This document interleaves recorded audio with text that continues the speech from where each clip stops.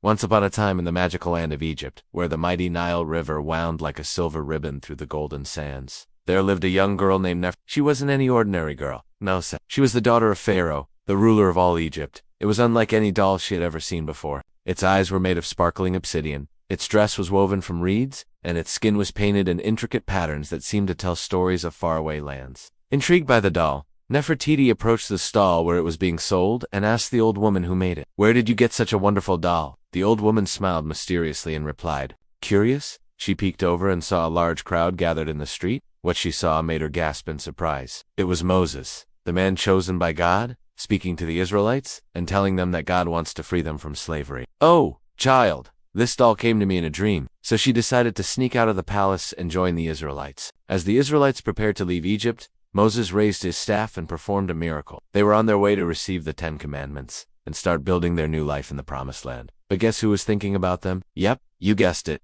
While everyone was worshiping God and receiving the commandments, Nefertiti, hidden among them, paid close attention. She watched in awe as the pillar of cloud and fire guided their path and listened intently to the words of the law. When Moses came down the mountain with the commandments written on stone tablets, she was filled with reverence and knew she had witnessed something truly sacred. The waters of the Red Sea parted, creating a path for the people to cross on dry land. He told her that he had a special plan for her. Even though she wasn't an Israelite, God saw her faith and dedication. He asked her to return to Egypt on a mission to teach the Egyptians about him.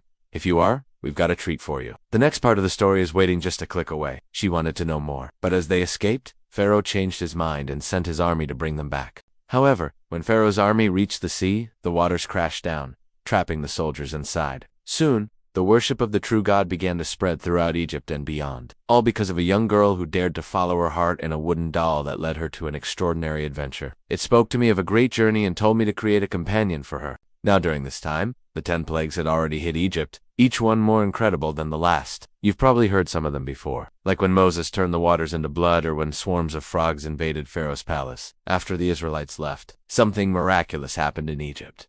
All the things that were taken away from the Egyptians during the Exodus returned. The rivers flowed back to their courses, the frogs hopped back into the marshes, and even the livestock, which had been plagued with disease, suddenly found themselves in perfect health. It was as if the plagues had never happened. These plagues were God's way of showing Pharaoh that he was the true Almighty, and no one could stand against him. How could everything be restored to normal after all those plagues? Confused and puzzled, he called for his wisest advisors and scholars. They scratched their heads trying to figure out the mystery, but no one had an answer. Her days were filled with laughter, playing with her friends and learning all the secrets of the royal court. One day, while wandering through the bustling marketplace, Nefertari's eyes caught sight of a peculiar wooden doll. As Nefertiti held the doll in her hands, she felt a strange connection with it.